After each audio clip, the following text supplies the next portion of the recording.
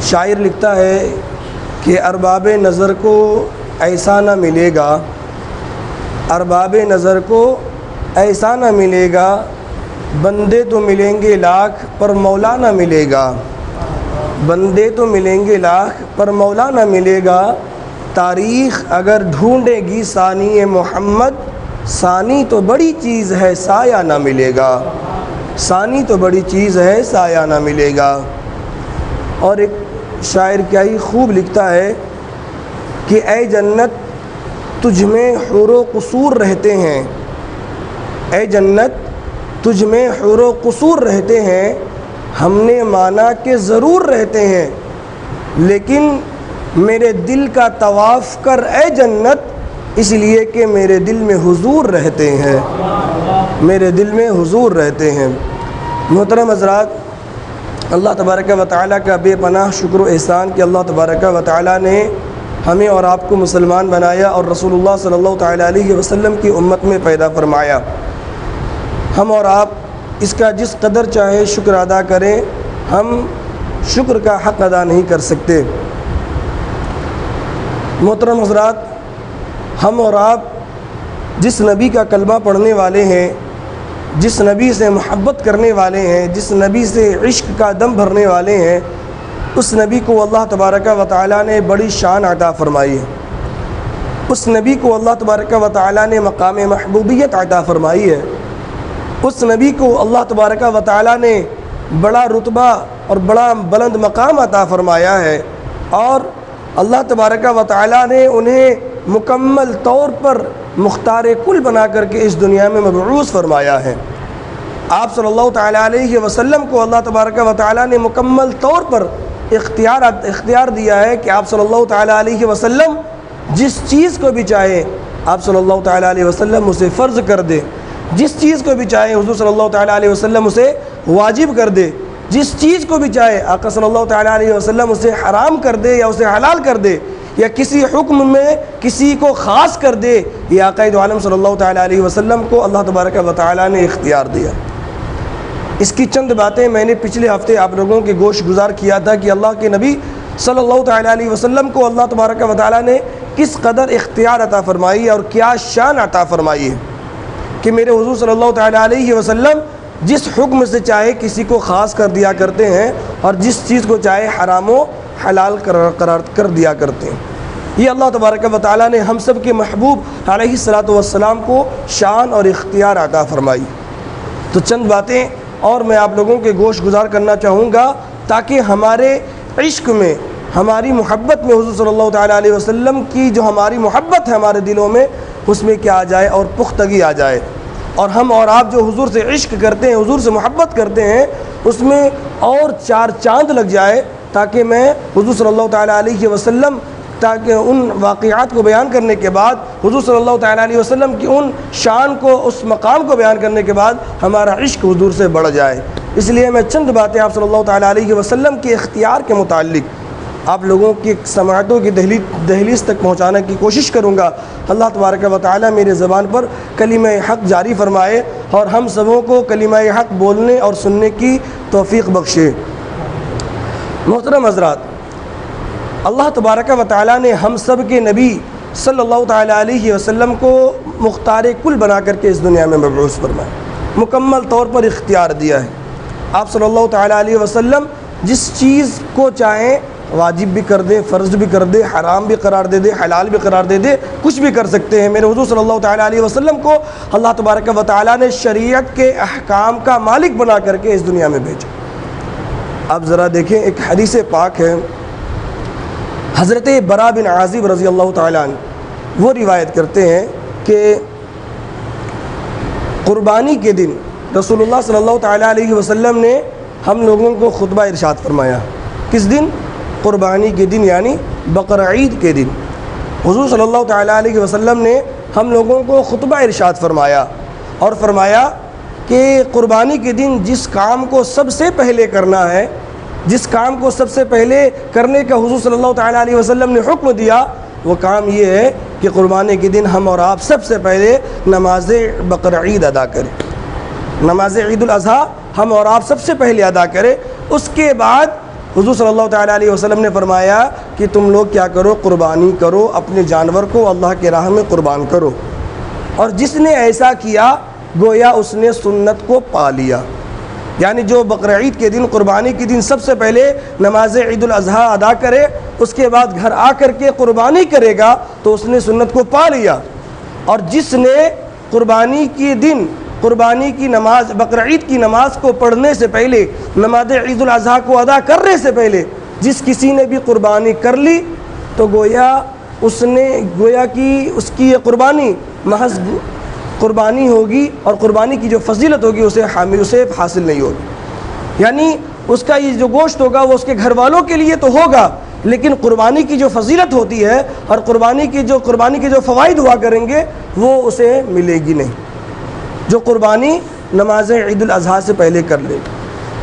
تو جب حضور صلی اللہ تعالیٰ علیہ وسلم نے یہ خطبہ دیا تو حضرت برا بن عازب رضی اللہ تعالیٰ عنہ فرماتے ہیں کہ میرے ماموں حضرت ابو بردہ بن نیاز رضی اللہ تعالیٰ عنہ وہ کھڑے ہوتے ہیں، عرض کرتے ہیں یا رسول اللہ صلی اللہ تعالیٰ علیہ وسلم،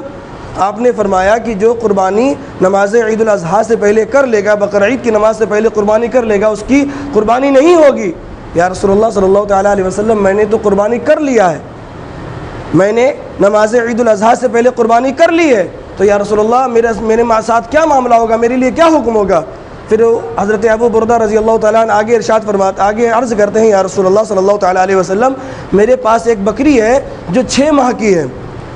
میرے پاس ایک بکری ہے جو 6 ماہ کی ہے، لیکن دکھنے میں وہ 1 سال سے بہتر نظر آتی ہے۔ تو میرے حضور علیہ الصلوۃ والسلام نے ارشاد فرمایا کہ تم اس بکری کو ذبح کر دو، تمہاری قربانی ہو جائے گی، اور یہ حکم صرف اور صرف تمہارے لیے ہے اور تمہارے لیے ہی درست ہوگی، اور اگر تم قربانی کرو گے تو تمہاری قربانی ہی ہوگی، اور تمہارے علاوہ اگر کوئی شخص 6 مہینے کی بکری کو قربانی کرے گا، اسے ذبح کرے گا تو اس کی قربانی نہیں ہوگی۔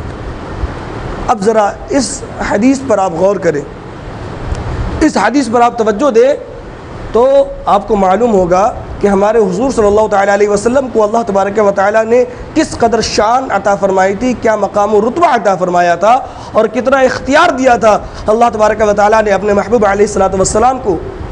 کہ آپ کو معلوم ہوگا کہ قربانی کے جانور کی شرائط کیا ہے، قربانی کے جانور کی عمر کیا ہونی چاہیے۔ آپ کو معلوم ہونا چاہیے کہ جب ہم قربانی کرتے ہیں تو اگر ہم اونٹ کی قربانی کر رہے ہیں تو اس کا 5 سال کا ہونا ضروری ہے۔ اگر 5 سال سے کم کا اونٹ ہوگا، اگر اسے ہم قربانی کریں گے، اس کی قربانی کریں گے تو اس کی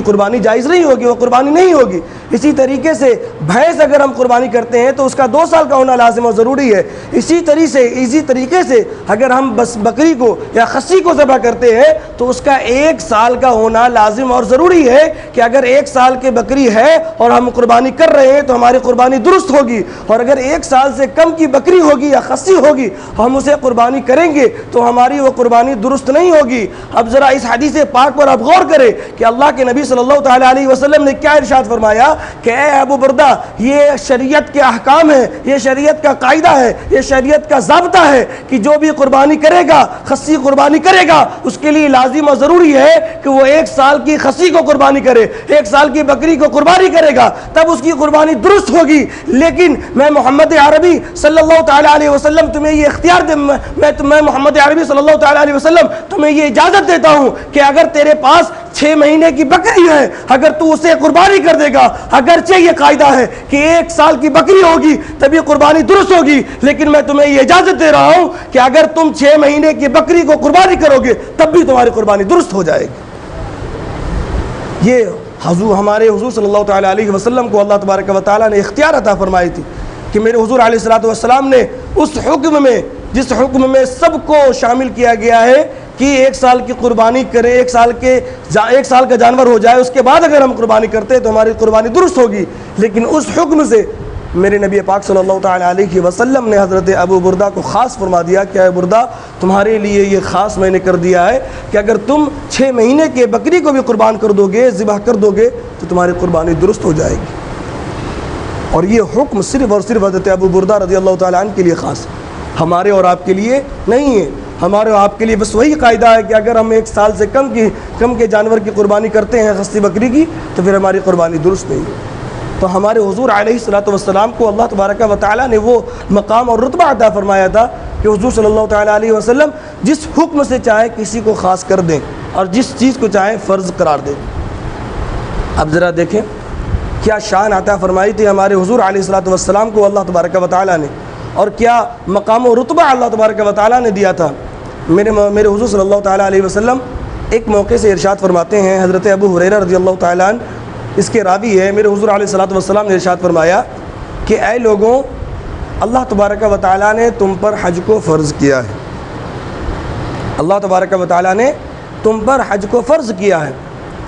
ایک صحابی رسول عرض کرتے ہیں، یا رسول اللہ صلی اللہ تعالیٰ علیہ وسلم، کیا ہر سال ہم پر حج فرض ہے؟ کیا ہر سال ہم پر حج فرض ہے؟ آقا دو عالم صلی اللہ تعالیٰ علیہ وسلم خاموش رہے، کوئی جواب نہیں دیا۔ انہوں نے دوبارہ عرض کیا، یا رسول اللہ صلی اللہ تعالیٰ علیہ وسلم، کیا ہر سال ہم پر حج فرض ہے؟ حضور صلی اللہ تعالیٰ علیہ وسلم دوبارہ خاموش رہے۔ انہوں نے تیسری مرتبہ یہ عرض کیا، یا رسول اللہ صلی اللہ تعالیٰ علیہ وسلم، کیا ہر سال ہم پر حج فرض ہے؟ آپ صلی اللہ تعالیٰ علیہ وسلم تیسری مرتبہ بھی خاموش رہے، اور اس کے بعد میرے حضور علیہ الصلوۃ والسلام نے ارشاد فرمایا کہ سنو، اگر میں ہاں کہہ دیتا، اگر میں یہ کہہ دیتا کہ ہاں ہر سال تم پر حج فرض ہے، تو تم لوگوں پر حج ہر سال فرض ہو جاتا، جس کی تم لوگ طاقت اور قوت نہیں رکھ سکتے، جس کی تمہارے اندر طاقت اور قوت نہیں ہوتی۔ اس لیے جو تمہیں میں کہوں، جتنا بیان کروں اتنے بات پر عمل کرو، اس لیے کہ تم سے پہلے جتنی امتیں تھیں وہ ساری امتیں اپنے نبی سے زیادہ سوال کرنے کی وجہ سے ہلاک ہوئی ہے، لہٰذا میں جتنی باتیں تم کو عرض کر، جتنی باتیں تمہیں بیان کروں، اتنی باتوں پر عمل کرو، اور جس چیز سے تمہیں روک دوں اس سے رک جاؤ، اس لیے کہ اگر میں کسی چیز کو کہہ دوں گا تو وہ چیز تم پر فرض ہو جائے گی۔ آپ ذرا اس حدیث پاک پر غور کریں، اللہ تبارک و تعالیٰ نے میرے حضور کو وہ مقام دیا تھا نا، میرے حضور صلی اللہ تعالیٰ علیہ وسلم کو وہ شان اور رتبہ عطا فرمائی تھی کہ میرے حضور صلی اللہ تعالیٰ علیہ وسلم فرما رہے ہیں کہ اگر میں اس وقت ہاں کہہ دیتا تو حج تم لوگوں پر فرض ہو جاتا۔ تو میرے حضور صلی اللہ تعالیٰ علیہ وسلم کو اللہ تبارک و تعالیٰ نے یہ مقام دیا تھا، یہ اختیار دیا تھا کہ اگر حضور علیہ الصلوۃ والسلام یہ کہہ دیتے کہ تم پر ہر سال حج فرض ہے تو سارے لوگوں پر حج فرض ہو جاتا، تو یہ حضور صلی اللہ تعالیٰ علیہ وسلم کو اللہ تبارک و تعالیٰ نے اختیار دیا تھا۔ لیکن حضور صلی اللہ تعالیٰ علیہ وسلم نے یہ ارشاد فرمایا کہ تم لوگ زیادہ سوال مت کیا کرو،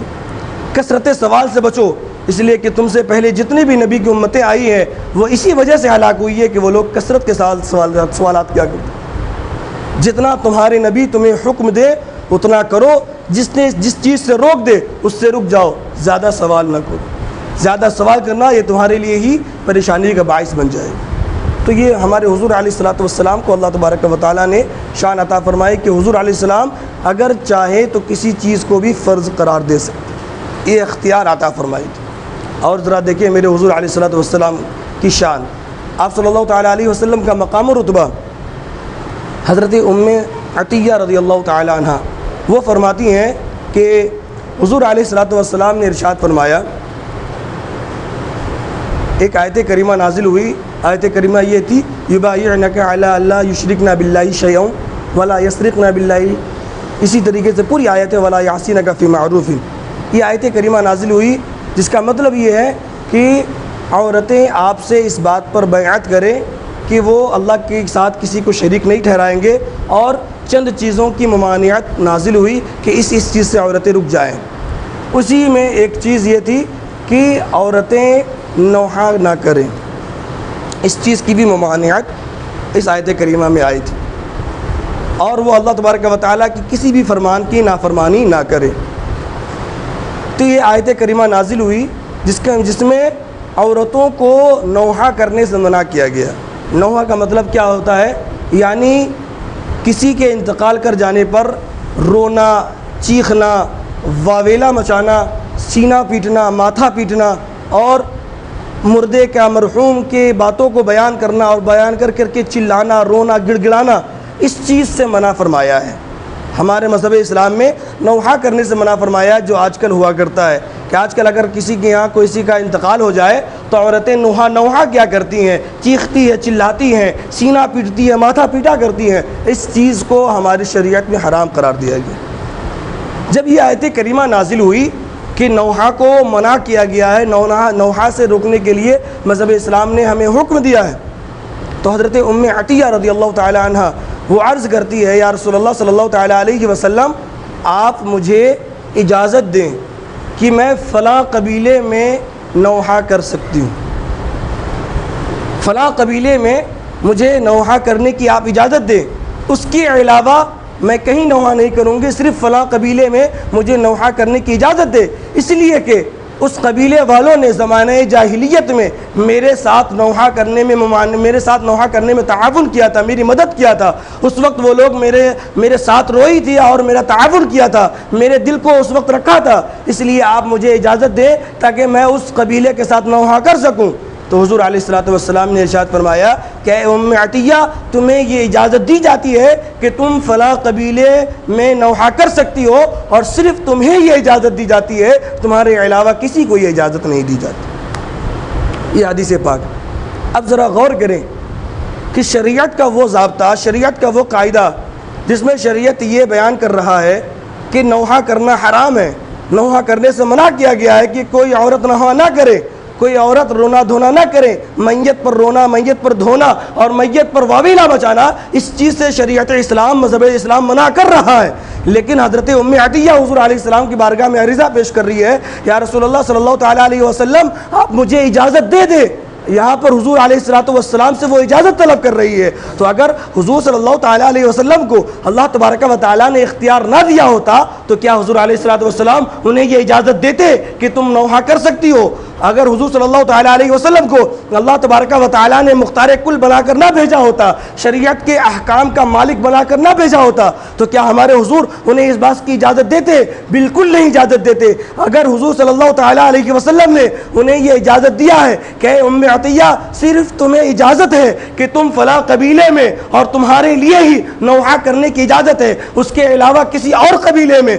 تمہارے علاوہ کسی کو نوحہ کرنے کی اجازت نہیں ہے، تو اگر حضور صلی اللہ تعالیٰ علیہ وسلم نے اجازت دیا ہے تو حضور صلی اللہ تعالیٰ علیہ وسلم کو اللہ تبارک و تعالیٰ نے وہ اختیار دیا ہے جس اختیار کی بنا پر اللہ تبارک و تعالیٰ کے نبی علیہ السلام نے انہیں نوحہ کرنے کی اجازت مرحمت فرمائی۔ تو یہ حضور علیہ السلام کو اللہ تبارک و تعالیٰ نے اختیار دی۔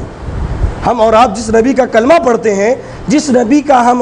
سے ہم اور آپ عشق کرتے ہیں، اس نبی کو اللہ تبارک و تعالیٰ نے یہ اختیار دیا ہے کہ جس چیز کو ہر ایک کے لیے حرام قرار دیا ہے، اس چیز کو اللہ کے نبی صلی اللہ تعالیٰ علیہ وسلم کسی ایک کے لیے حلال قرار دے رہے ہیں کہ تم ایسا کر سکتے۔ شریعت کے احکام کا مکمل طور پر اللہ تبارک و تعالیٰ نے اپنے محبوب کو مالک بنا کر کے بھیجا کہ تم یہ کر سکتی ہو۔ یہ میرے حضور علیہ السلام نے کو اللہ تبارک و تعالیٰ نے اختیار دیا۔ تو ہمارے حضور علیہ السلام کی بڑی شان ہے، بڑا مقام ہے، اللہ تبارک و تعالیٰ نے بڑا مقام و رتبہ عطا فرمایا ہے اور مختار کل بنا کر کے اس دنیا میں مبعوث فرمایا ہے۔ آخری بات پھر میں اپنی تقریر ختم کروں۔ حضرت ابو ہریرہ رضی اللہ تعالیٰ وہ فرماتے ہیں کہ ہم حضور علیہ السلام کی بارگاہ میں بیٹھے ہوئے تھے، ایک شخص حضور علیہ السلام کی بارگاہ میں حاضر ہوا اور آ کر عرض کرتا ہے یا رسول اللہ صلی اللہ تعالیٰ علیہ وسلم میں ہلاک ہو گیا، میں برباد ہو گیا۔ حضور علیہ السلام نے پوچھا کہ تم نے کیا کر لیا؟ تو انہوں نے عرض کیا یا رسول اللہ صلی اللہ تعالیٰ علیہ وسلم میں نے روزے کی حالت میں اپنی بیوی سے صحبت کر لی، میں نے روزے کی حالت میں اپنی بیوی سے صحبت کر لی ہے یا رسول اللہ، میں ہلاک ہو گیا، میں برباد ہو گیا۔ تو حضور علیہ السلام نے فرمایا کیا تم ایک غلام کو آزاد کر سکتے ہو؟ کیا تمہارے اندر یہ طاقت ہے؟ تم اتنے مال کے مالک ہو یا تمہارے پاس اتنا پیسہ ہے یا تمہارے اندر کوئی غلام ہے کہ تم کسی غلام کو آزاد کر سکتے ہو؟ تو انہوں نے عرض کیا یا رسول اللہ صلی اللہ تعالیٰ علیہ وسلم میں تو غریب انسان ہوں، میرے پاس تو کچھ نہیں ہے، میں کہاں سے کسی غلام کو آزاد کر سکتا ہوں، میرے پاس یہ طاقت اور قوت نہیں ہے۔ تو حضور علیہ السلام نے فرمایا کیا تم 2 مہینے کے متواتر روزے رکھ سکتے ہو؟ 2 مہینے کا لگاتار روزہ تم رکھ سکتے ہو؟ تو انہوں نے عرض کیا یا رسول اللہ صلی اللہ تعالیٰ علیہ وسلم میرے اندر یہ بھی طاقت نہیں ہے کہ میں 2 مہینے کا لگاتار روزہ رکھ سکوں، متواتر 2 مہینے کے روزے میں رکھ سکوں، میرے اندر یہ بھی طاقت نہیں ہے۔ تو حضور علیہ السلام نے آگے ارشاد فرمایا کیا تم 60 مسکینوں کو کھانا کھلا سکتے ہو؟ کیا تم 60 مسکینوں کو کھانا کھلا سکتے ہو؟ تو انہوں نے عرض کیا یا رسول اللہ صلی اللہ تعالیٰ علیہ وسلم کہاں میں غریب ٹھہرا، کہاں میرے پاس کچھ نہیں ہے، میں کیسے 60 مسکینوں کو کھانا کھلاؤں گا، میرے اندر تو یہ بھی طاقت نہیں ہے، میرے اندر تو یہ بھی قوت نہیں ہے کہ میں 60 مسکینوں کو کھانا کھلا سکوں۔ آقا دو عالم صلی اللہ تعالیٰ علیہ وسلم نے کچھ وقت کے لیے توقف فرمایا۔ حضور صلی اللہ تعالیٰ علیہ وسلم خاموش تھے۔ یہ روزہ کی قضا تھی، روزہ کا کفارہ، کہ جو لوگ روزہ کو توڑ دیتے ہیں یا روزہ میں ایسا کام کر دیتے ہیں جس سے منع کیا گیا ہے، تو انہیں یہ کفارہ ادا کرنا ہوتا ہے کہ وہ یا تو غلام کو آزاد کریں یا 2 مہینے کے متواتر روزے رکھیں یا 60 مسکینوں کو کھانا کھلائیں۔ انہوں نے کہا یا رسول اللہ ان میں سے کسی کی طاقت میرے اندر نہیں ہے، تو حضور علیہ الصلوۃ والسلام خاموش رہے۔ حضرت ابو ہریرہ رضی اللہ تعالیٰ عنہ بیان فرماتے ہیں کہ اسی دوران ایک شخص حضور علیہ السلام کی بارگاہ میں ایک زنبیل لے کر کے آیا جس میں کچھ کھجوریں تھیں۔ زنبیل ایک پیمانے کو کہتے ہیں۔ وہ حضور علیہ السلام کی بارگاہ میں لے کر کے آیا اور حضور صلی اللہ تعالیٰ علیہ وسلم کو بطور تحفہ دیا۔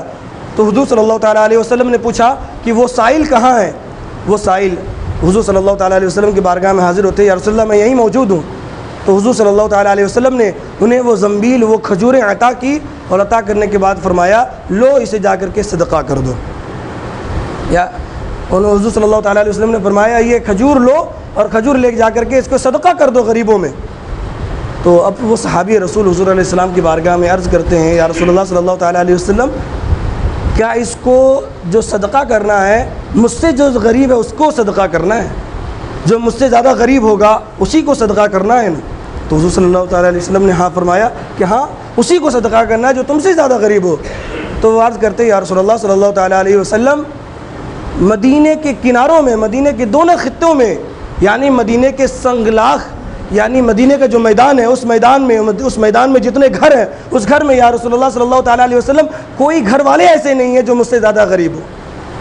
کوئی گھر والے ایسا ہے ہی نہیں ہے جو مجھ سے زیادہ غریب ہو۔ مطلب یہ ہے یا رسول اللہ صلی اللہ تعالیٰ علیہ وسلم میرے سے زیادہ غریب تو کوئی یہاں موجود ہی نہیں ہے، سب سے زیادہ غریب تو میں ہی ہوں، مجھ سے زیادہ غریب تو مدینے میں کوئی ہے ہی نہیں۔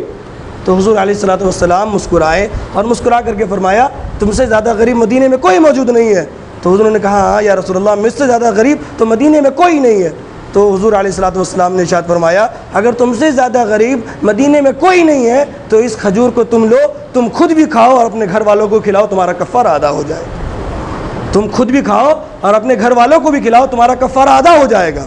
اب ذرا اس حدیث پاک پر آپ غور کریں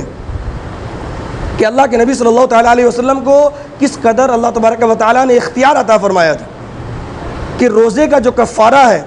اس کفارے کی ادائیگی کی اس کے اندر طاقت نہیں تھی، اور اللہ کے نبی صلی اللہ تعالیٰ علیہ وسلم نے انہیں صدقے کے لیے کھجور دیا کہ تم اس کھجور کے ذریعے سے صدقہ کرو اور اپنے روزے کا کفارہ ادا کرو۔